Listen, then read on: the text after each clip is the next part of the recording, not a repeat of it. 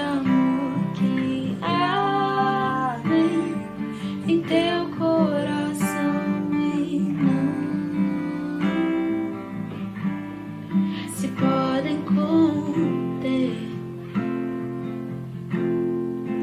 como uma flecha que estoura em meu peito e me traz de joelhos enquanto eu choro. Tenho meu coração, minha alma soluça quando eu percebo o contato de seus olhos com os meus. Como pode me amar, Deus, sabendo que eu diria, sabendo que eu me frustraria? Como pode me amar assim? Como pode me amar, Deus, sabendo que eu te culparia pelo que não foi como eu queria? Como pode me amar assim?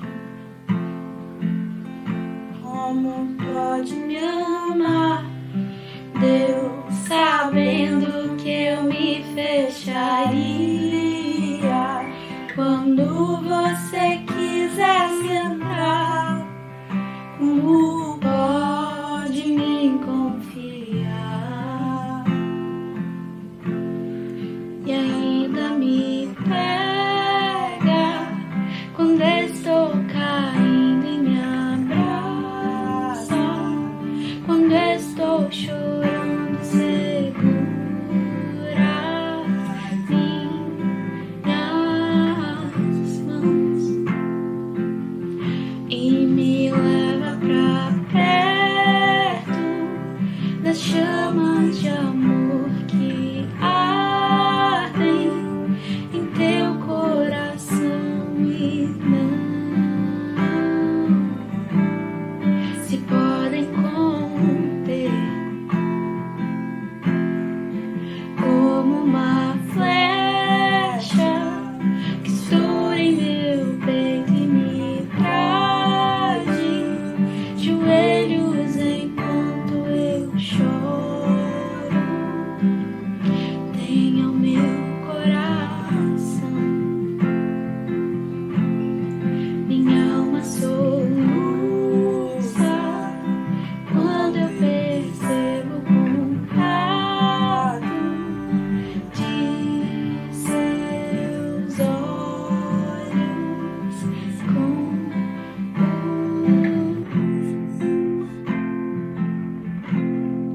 me leva pra casa.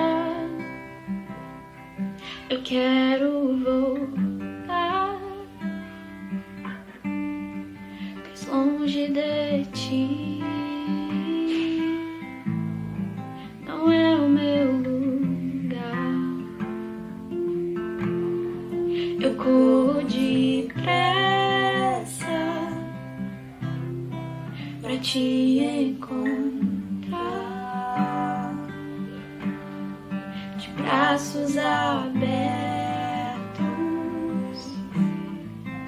em meu lugar. Me leva pra casa, eu quero voltar,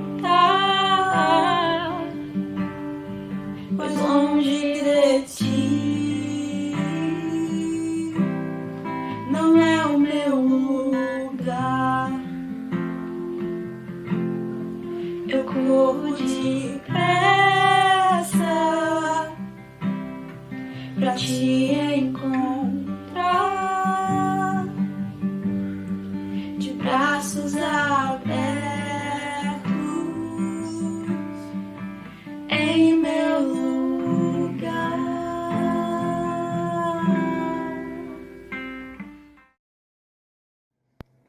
Oi, pessoal! Eu sou a Fernanda, da Igreja de Ribeirão Preto, e junto com os meus irmãos, nós vamos apresentar o que Deus tem feito aqui em Ribeirão. E para começar, eu venho dividir com vocês que a minha irmã mais nova, de 17 anos, começou a estudar a Bíblia, e isso tem sido um motivo de grande alegria para todos nós. Oi, gente, eu sou a Gi e nesse último ano eu tenho trabalhado para a igreja aqui de Ribeirão e tem sido incrível, tenho aprendido muito e tenho servido no louvor também, estudado com o Leandro e tem sido incrível. É isso, gente, um beijo, tô morrendo de saudade de vocês. E eu fiz um intercâmbio de 1 ano na Suécia, onde pude estar em contato com os nossos irmãos de lá. E, inclusive, acompanhei o batismo de uma pessoa que eu convidei para estudar a Bíblia. Olá, pessoal. Eu sou a Valéria. As boas notícias que eu trago para vocês é que em junho do ano passado eu fiz uma prova de transferência da faculdade que eu estava para a USP e passei, pela misericórdia de Deus. Me ingressei em agosto. Em dezembro eu consegui um estágio aqui no SESC de Ribeirão Preto, o que me deu muito mais tempo de estar com o ministério. Temos muitas mulheres nesse ministério e eu fico feliz de dizer que elas estão crescendo em amizade, em amor, em vulnerabilidade umas com as outras e com os meninos também. E quando eu penso nisso, uma escritura me vem à mente, que diz assim: com isso, todos saberão que vocês são meus discípulos, se vocês se amarem uns aos outros. João 13:35. Amém. E Deus tem usado muito esse amor para trazer outras pessoas também para o nosso grupo. A gente tem estudado a Bíblia com cerca de 6 pessoas nessa quarentena, então a gente tem ficado muito feliz com isso. E essas são as nossas boas notícias aqui de Ribeirão, espero que tenham encorajado vocês aí e vamos continuar aproveitando a nossa conferência online. Bom dia, irmãos. Meu nome é Nicolas Araújo, eu sou da Igreja de Cristo em Cláudio, Minas Gerais. Irmãos, nós somos uma igreja de 20 membros, estamos muito animados com a missão. Desde o ano passado estamos começando a investir no ministério universitário. Com a graça de Deus temos tido alguns estudos. Com a graça de Deus, irmãos, também temos investido no ministério de jovens. Ano passado tivemos 2 batismos. Deus tem sido incrível conosco.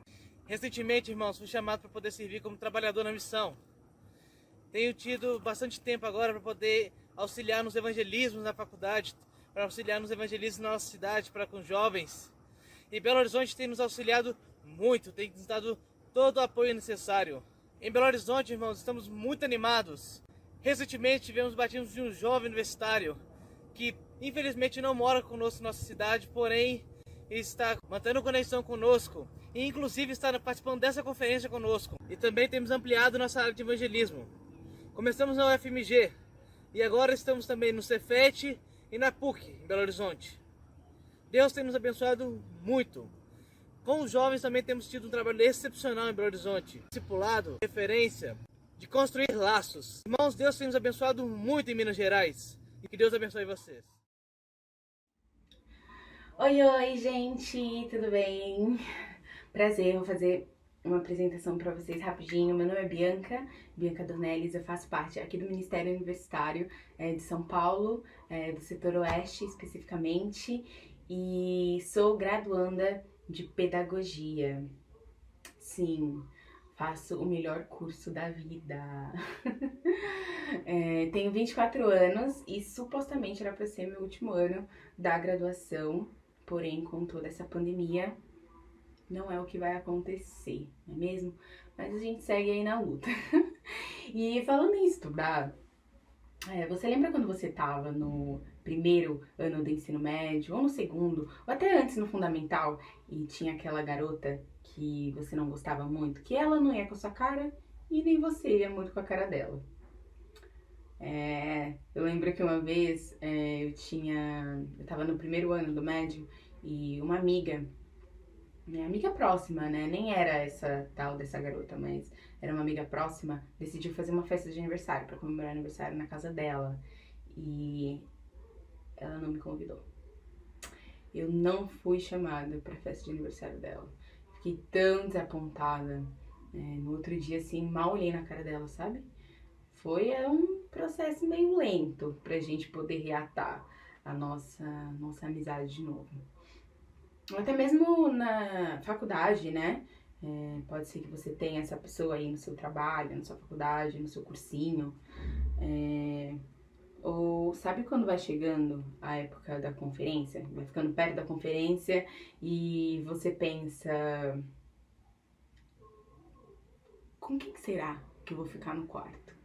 Será que eu vou poder colocar minhas amigas ali e ficar pertinho das minhas amigas? A gente vai poder dividir o mesmo quarto? Eu vou poder escolher quem vai ficar no meu quarto? Já passei por isso. Já passei por isso. Você já perdeu alguma amizade que você não conseguia confiar mais? Sabe? Quando você desiste de ser amiga da pessoa porque você não consegue confiar de novo. Quando teve essa pergunta no questionário que foi mandado para vocês sobre lealdade, o feedback de resposta que eu tive foi que 80,8% de nós já perdemos a amizade porque a gente não conseguiu confiar na pessoa de novo. Sim, 80,8%. É difícil mesmo, não é? A gente criar uma amizade ou até mesmo lutar por uma amizade quando a gente não tem um ponto de conexão, quando não tem uma coisa que une a gente, né? Quando a gente não consegue encontrar nada em comum. E algumas coisas, eu entendo você.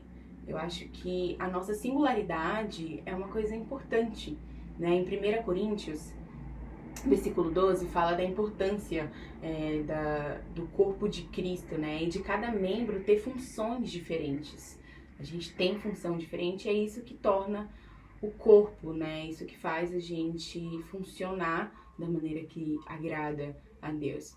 E quando a gente traz isso mesmo para o contexto da igreja, eu realmente entendo você, né?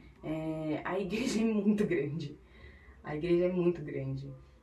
Aqui em São Paulo é enorme, mas mesmo você que está em Brasília, você que está em Salvador ou Goiânia, não dá para ser amigo chegado de todo mundo da igreja, não é? Jesus mesmo, ele tinha os 12 discípulos, mas tinham 3 discípulos que eram um pouco mais chegados dele.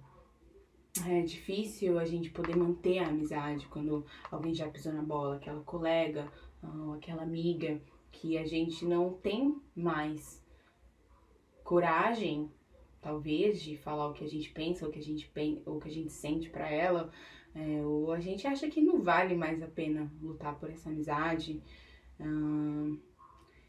E bom, compartilhar sobre lealdade pra mim é uma coisa bem recente. Eu aprendi e eu acredito que eu estou ainda num processo de aprendizagem sobre o que é lealdade, né? Então, pensando nessa aula, foi muito bom para o meu relacionamento. Assim, eu tenho visto, né, o impacto que isso já tem causado nas amizades que eu tenho, né, com pessoas ao meu redor. E eu queria que todas nós fôssemos em Lucas, capítulo 22. Aí, no versículo 14 até o 22, diz assim: Quando chegou a hora, Jesus e os seus apóstolos inclinaram-se à mesa e disse-lhes: Desejei ansiosamente comer esta Páscoa com vocês antes de sofrer. Pois eu lhes digo, não comerei dela novamente até que se cumpra no reino de Deus. Recebendo um cálice, ele deu graças e disse: Tomem isto e partilhem uns com os outros. Pois eu lhes digo que não beberei outra vez do fruto da videira até que venha o reino de Deus. Tomando o pão, deu graças, partiu e o deu aos discípulos, dizendo: Isso é meu corpo dado em favor de vocês, façam isto em memória de mim. Desta forma, depois da ceia, tomou o cálice, dizendo: Este cálice é a nova aliança no meu sangue, derramado em favor de vocês. Mas eis que a mão daquele que vai me trair está com a minha sobre a mesa. O Filho do Homem vai, como foi determinado, mas ai daquele que o trai. E eles começaram a perguntar entre si qual deles iria fazer aquilo. Surgiu também uma discussão entre eles acerca de qual deles era considerado o maior.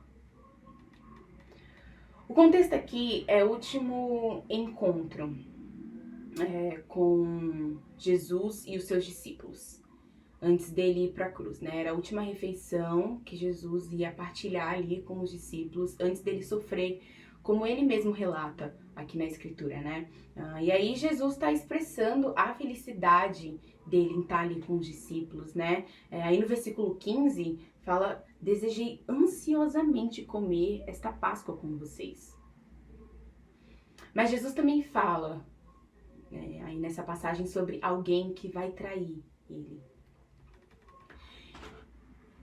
Imagina só você no lugar de Jesus. Vamos fazer um exercício aqui, beleza? Na verdade, eu até queria mudar um pouquinho a situação para trazer um pouco mais perto, para mais perto da nossa realidade, beleza? Então vamos fazer umas pequenas mudanças aqui. Imagina só que você vai mudar para outro país. Exato, você tá de mudança e aí você reúne ali as suas amigas mais próximas para você ter uma despedida, já que você vai se mudar. E você convida para sua despedida uma amiga que já falou mal de você, uma amiga que já te desapontou e já falou coisas assim, mentiras, coisas horríveis de você para outras pessoas. Mas você decide convidar ela, ainda assim. E ela também não sabe que você sabe isso sobre ela. E aí, o lugar que você tá indo, o país que você tá se mudando não é o favorito, não é o seu lugar favorito. Você tá se mudando por obediência. Você tá se mudando porque sua família tá se mudando e você não pode ficar mais no país que você tá sozinha. E aí você expressa ali, você tem as suas amigas ali perto de você e você expressa a sua felicidade para elas. Nossa, eu tô feliz que vocês estão aqui. E você partilha com elas também que alguém ali entre elas já traiu você. Alguém ali entre elas que já te desapontou, já te deixou chateada. Qual é a reação que você espera? O que você esperaria das suas amigas depois de você expressar isso? Hein?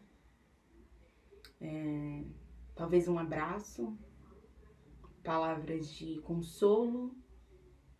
Você esperaria uma empatia ali com você nesse momento delicado, não é mesmo? Um momento delicado para você, certo? E vamos voltar agora aqui porque Jesus vivenciou, tá? Vamos voltar aqui agora um pouco pro contexto do que estava acontecendo com Jesus. Jesus, ele não ia se mudar, Jesus não estava de mudança. Jesus, ele estava prestes a ir para a cruz. Era essa a situação de Jesus, né?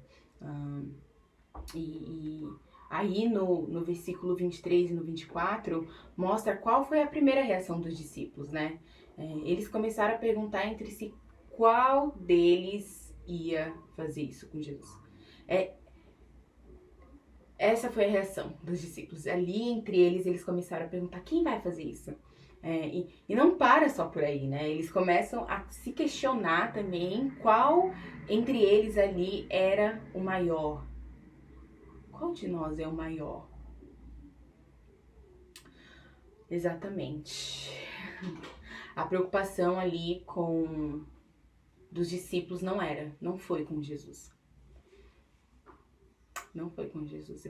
Você sabe o que é mais bizarro, o que é mais louco disso tudo? Olha só qual foi a reação de Jesus. Vamos lá no versículo 28, da continuidade aí no versículo 28. Olha que Jesus fala: vocês são os que têm permanecido ao meu lado durante as minhas provações. Eu lhes designo um reino, assim como o Pai designou a mim, para que vocês possam comer e beber à minha mesa no meu reino e sentar-se em trono julgando as 12 tribos de Israel. Simão, Simão, Satanás pediu vocês para peneirá-los como trigo, mas eu orei por você. para que a tua fé não desfaleça. E quando você se converter, fortaleça os seus irmãos. Mas ele respondeu: estou pronto para ir contigo para a prisão e para a morte. Respondeu Jesus: eu lhes digo, Pedro, que antes que o galo cante hoje 3 vezes, você negará que me conhece. E aí, um pouco mais adiante, no versículo 39, diz assim: como de costume, Jesus foi para o Monte das Oliveiras, e os seus discípulos o seguiram. Chegando ao lugar, ele lhes disse: orem para que vocês não caiam em tentação. Ele se afastou deles a uma pequena distância, ajoelhou-se e começou a orar: Pai, se queres, afasta de mim esse cálice. Contudo, não seja feita a minha vontade, mas a tua. Apareceu então um anjo do céu que o fortalecia. Estando angustiado, ele orou ainda mais intensamente, e o seu suor era como gotas de sangue que caíam no chão. Quando se levantou da oração e voltou aos discípulos, encontrou-os dormindo, dominados pela tristeza. Por que vocês estão dormindo? Perguntou-lhes. Levantem-se e orem para que vocês não caiam em tentação. Enquanto ele ainda falava, apareceu uma multidão conduzida por Judas, um dos 12. Este se aproximou de Jesus para saudá-lo com um beijo. Mas Jesus lhe perguntou: Judas, com um beijo você está traindo o Filho do Homem?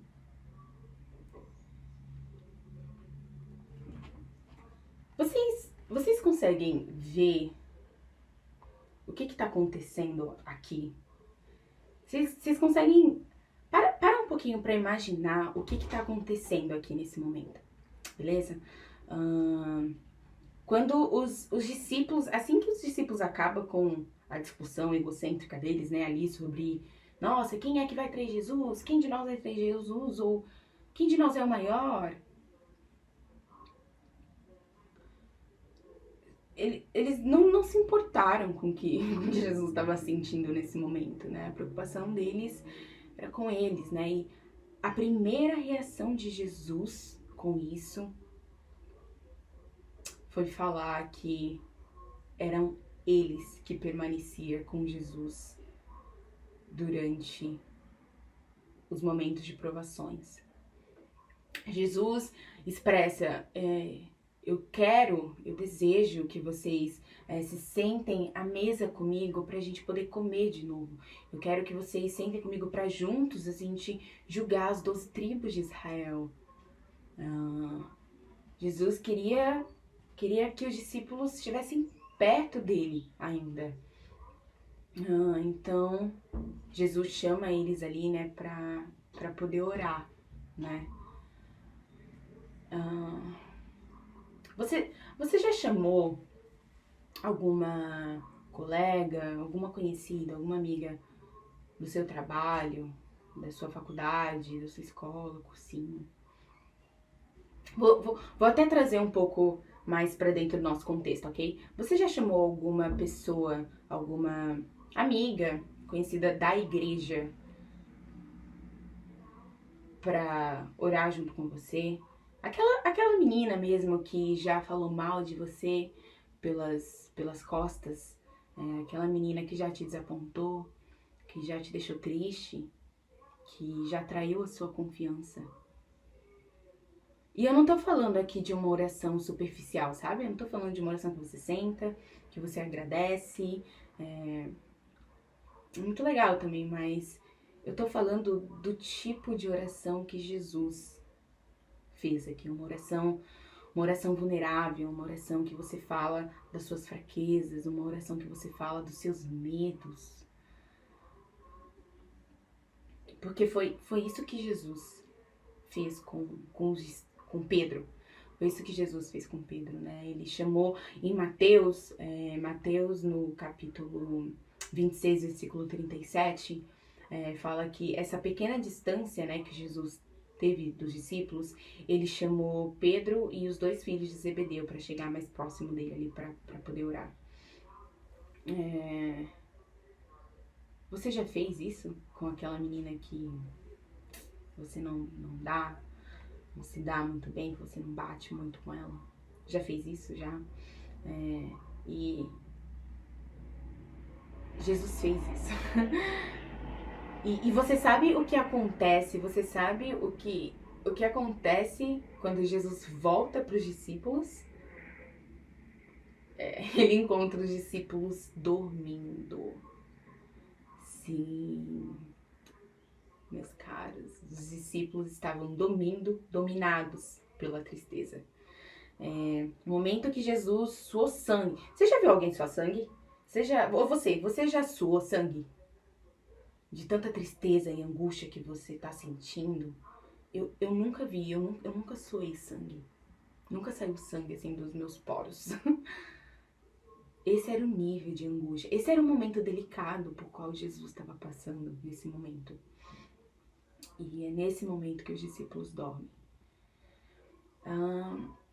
Minhas amigas e irmãs. Ups. Lealdade não é permanecer ao lado de só quem te faz bem. Lealdade não significa amar quando convém amar. Não é desistir de quem já desistiu. Lealdade é coisa que se constrói, sabe? Tijolo por tijolo. Lealdade não depende daquela menina da faculdade ou daquela menina da igreja que já te desapontou, que já falou mal de você. Lealdade tá no caráter. Lealdade é caráter. É coisa que não muda. Não muda. Lealdade não muda. Isso... Você não é leal com alguém só porque alguém é leal com você. Entende? Tipo, eu vou ser leal com fulana porque fulana é leal comigo. Não é assim que funciona. Isso tem outro nome. Isso se chama reciprocidade. Que é muito bacana também, que é muito legal. Reciprocidade. Mas a lealdade é não omitir o desapontamento, mas aponta o que pode ser feito para que não seja perdido. Lealdade é isso que Jesus fez com os discípulos. Lealdade é o que Jesus fez com Pedro. É quando a sua mãe faz 1000 críticas para você. Quando sua mãe olha pra você e aponta todos os seus erros, sabe? Mas ai daquele que fizer isso. Ai da pessoa que fizer isso. Não é mesmo? Ela fica uma fera. Ela vira a defensora. É isso, meninas. Camis, minha amiga, é com você. Olá, meninas! Espero que todas vocês estejam bem. Meu nome é Camila, eu sou aqui da igreja de BH. Eu moro aqui já vai fazer 3 anos. Antes eu morava em São Paulo, né? Antes eu quero agradecer, porque é uma grande alegria para mim estar compartilhando com vocês hoje, né? Essa aula e as coisas que eu tenho aprendido com Deus também.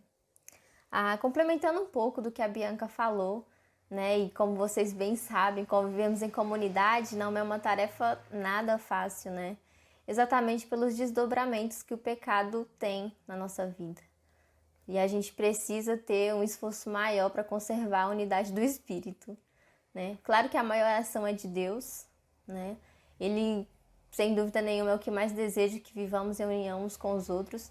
E eu acredito que o discipulado de Jesus nos ajuda muito, né? Nesse processo de aperfeiçoamento e união uns com os outros.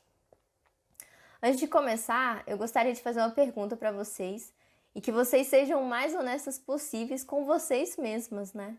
A pergunta é: até que ponto vocês iriam para formar Cristo umas nas outras? Né? Essa é uma pergunta que eu tenho feito bastante para mim, mas o ponto que eu quero falar com vocês é sobre o objetivo em comum, né? E aqui eu falo exatamente de um objetivo espiritual mesmo com relação ao outro. né? Termos um objetivo nos ajuda a entender que se não buscarmos a Deus, não dependermos de Deus, e se não encontrarmos nele a motivação correta para amar uns aos outros, vai ser muito difícil a gente amar como Jesus amava, né?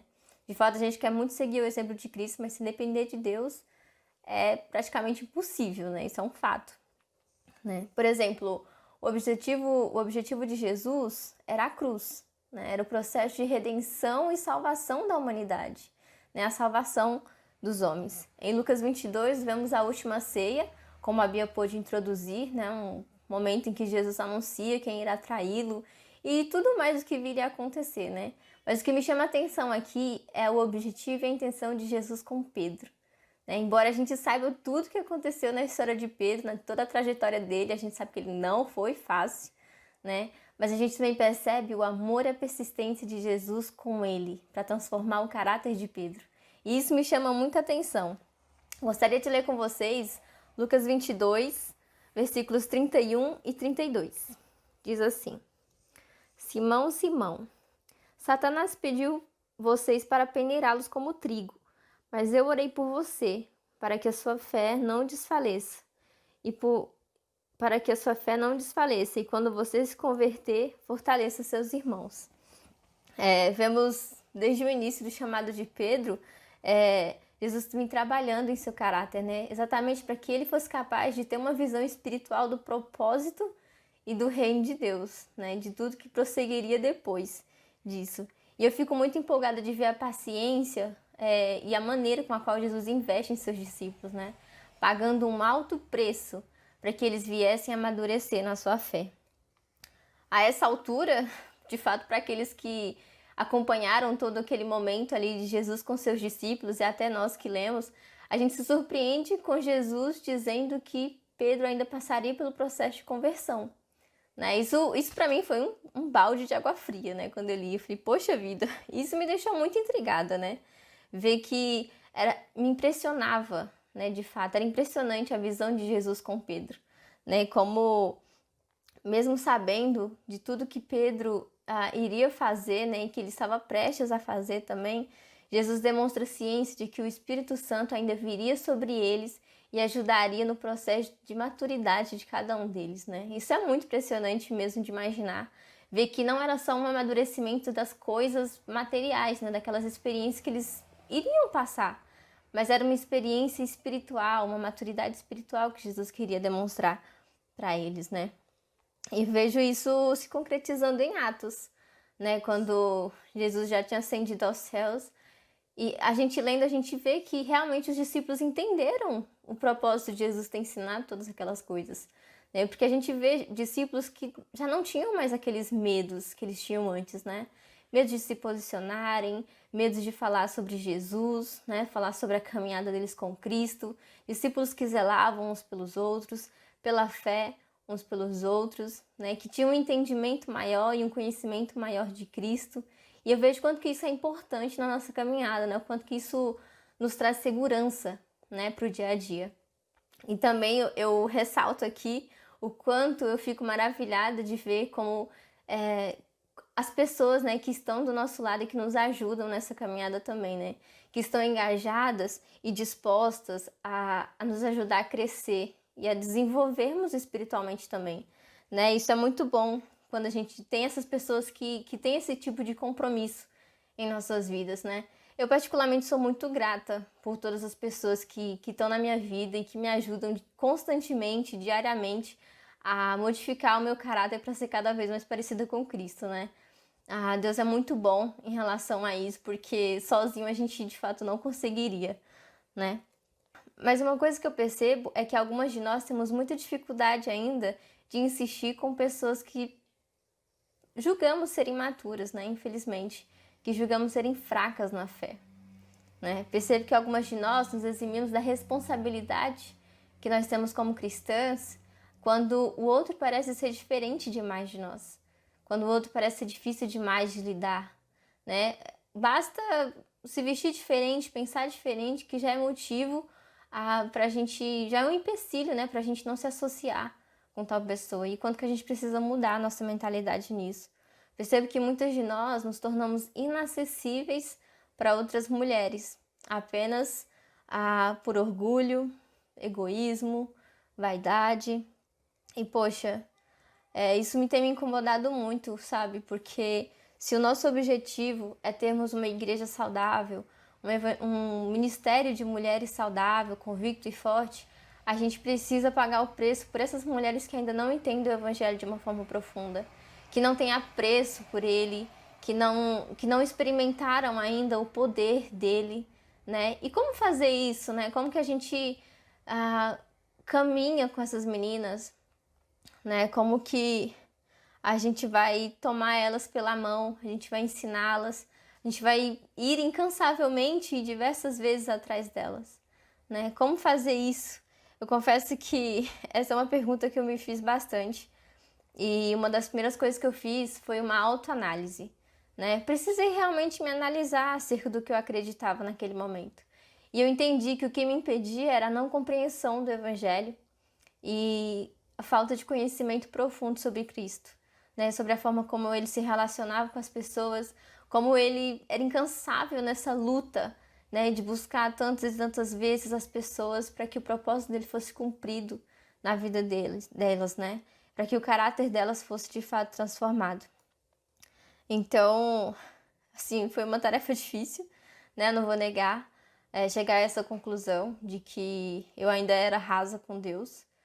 Me doeu bastante, mas foi necessário vencer essa etapa da minha vida e eu continuo vencendo, porque meu caráter, para ser semelhante a Cristo, ele precisa estar em constante transformação, né? Em constante aprendizado, né? E eu sou muito feliz por isso, né? Por Deus me dar essa oportunidade. E depois eu pensei, o que fazer, né? E geralmente quando a gente pensa no que fazer, a gente já pensa no outro, né? O nosso plano de ação é movido ao que eu posso fazer pelo outro, né? Mas não é bem assim, né? Como eu vou inspirar alguém a olhar para Cristo se eu não entendo como o Espírito Santo atua, como é a ação transformadora dele na vida de alguém, né? Como eu vou ensinar alguém a fazer algo se eu não sei o que precisa ser feito de acordo com a vontade de Deus, né? Então eu precisei reconhecer que eu precisava de ajuda. Foi uma tarefa difícil, né? Eu precisei vencer meu orgulho mesmo nessa fase e continuo vencendo, né? Porque, enfim, eu tenho as minhas dificuldades diárias, minhas fraquezas, né? E depois ir ao encontro daquele que podia me ajudar, né? Daquele que é capaz de me ajudar em oração, em leitura bíblica, em tempos de discipulado, e depois pensar em estratégias espirituais de fato, né? A fim de que eu pudesse crescer nisso, no meu objetivo naquele momento, né? Para depois eu ajudar as pessoas. E novamente, oração, leitura bíblica, tempos de discipulado, tempo com outras pessoas. Inclusive a conferência é um excelente momento para você aproveitar e marcar tempo com outras irmãs, né? Conhecer a ação e o poder de Deus na vida dessas mulheres, né? Buscar entender e se aprofundar ainda mais na visão espiritual que Deus tem de tudo que tem acontecido ao nosso redor, né? E aí talvez, depois disso, na verdade, a chavinha na minha cabeça começou a girar um pouco, né? Mas ainda continua esse processo, né? Isso me ajudou a entender, a compreender que antes de fazer é necessário entender a visão espiritual que Deus tinha do cenário que eu estava tentando ajudar naquele momento, né? Aí eu comecei a entender um pouco melhor quando Paulo diz que sofre dores de parto até que Cristo seja formado nos irmãos da Galácia, né? É realmente um trabalho incansável, né? Da gente buscar olhar para Jesus, aprender com o exemplo dele e praticar isso dia a dia, colocando nosso coração rendido aos pés dele. Para finalizar, eu quero encorajar vocês, né, a pensarem, a crescerem no objetivo espiritual que vocês tenham de formar Cristo nas pessoas, de fato, pois eu sei que isso fortalecerá a fé de vocês, né, como tem fortalecido a minha também, e também a nos colocarmos como as mulheres mais velhas que irão ensinar outras mulheres acerca da palavra de Deus, né? E aqui eu não falo de idade, mas eu falo de maturidade espiritual, de uma visão espiritual e de sabedoria, né? Olhando, claro que buscando ensinar sempre com amor, com respeito e misericórdia, como Jesus ensinou, como ele fez com diversas pessoas, sem fazer distinção e com o devido respeito, com o devido amor, claro que com o devido valor também que cada pessoa tem aos olhos de Deus, né? Para que a nossa convicção e a nossa união seja baseada no que o Espírito Santo tem falado ao nosso coração, né? A forma como ele tem fortalecido cada uma de nós. É muito especial crescer no conhecimento de quem é Jesus, né? Da forma como ele agiu aqui na Terra, né? E ensinou tantas coisas maravilhosas pra gente, né? Então, o conselho que eu dou, seja persistente, paciente, né? Tenha constância nos segmentos e muita gratidão por termos em mãos um tesouro tão valioso, que é sermos usadas constantemente por Deus para edificação e a colaboração do avanço do reino e do crescimento de outras pessoas. Amém? Era isso que eu queria compartilhar com vocês. Espero que vocês tenham gostado e também que tenha animado vocês muito. E eu gostaria de terminar com uma oração pra gente. Querido Deus, Paizinho amado, muito obrigada, Senhor, por este momento, por essa oportunidade, Deus, que nós temos de crescer com o Senhor, de aprender um pouco mais com o Senhor, Pai. Deus, é gratificante para mim estar aqui hoje, podendo compartilhar com as minhas irmãs o que o Senhor tem me ensinado. Sem dúvida nenhuma, é o meu desejo, a minha oração para cada uma que participa aqui, Deus.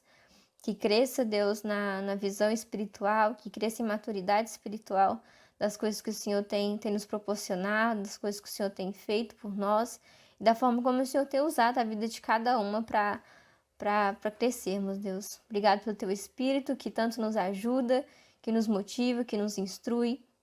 Que o Senhor possa nos abençoar, Deus, para que sejamos cada vez mais sensíveis ao Teu Espírito para ouvir o que Ele tem a dizer, para enxergar o que Ele tem para nos mostrar também, e juntas, Deus, nos aperfeiçoarmos dia após dia, para sermos cada vez mais semelhantes a Cristo, Deus, em caráter, em amor, em misericórdia, e muitas outras coisas que o Teu Espírito nos capacita, Deus. Obrigada por tudo que o Senhor tem feito, que o Senhor abençoe a nossa conferência, as mulheres do nosso ministério também, e das regiões que a gente visita, que estão sempre em contato com a gente, Pai. Eu te louvo e te agradeço em nome do Teu Filho Jesus. Amém. Olá, meninas! Eu quero muito agradecer a Bianca e a Camila por essa aula, falando sobre lealdade. Nós, como mulheres, eu acho que é super importante a gente ser leal umas com as outras, não somente com aquelas nossas melhores amigas, né, ou com o nosso grupinho. Então, eu acho que é super importante a gente aprender sobre isso e ter união, ser leal umas com as outras em união com Cristo, né? Então, muito obrigada por essa aula. Agora aqui que é o nosso momento de divisão para as salas de discussões. Então, mais uma vez, vou explicar como vai funcionar essa divisão.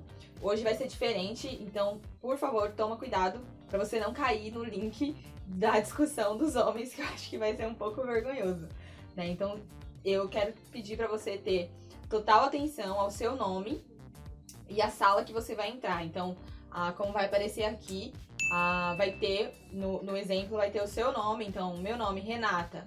Na aula 3, que é a aula das mulheres, vou procurar o meu nome e ver qual sala que eu estou. Então, vai estar lá, sala 3. Então, eu vou para a planilha, onde vai ter os links de todas as salas. E aí, eu vou clicar no link da sala 3. Se eu for pro link errado, eu posso entrar na sala dos meninos ou ir para uma outra sala e acontecer de uma sala ficar um pouco mais cheia e a outra ficar um pouco mais vazia. E não é interessante porque o legal é a gente conseguir ter um número de pessoas legal para conseguir ter essa troca e a gente discutir sobre esse tema. Fiquem atentas a essa dica e a esse link para você ir para sua sala certa e a gente se vê lá. E é isso.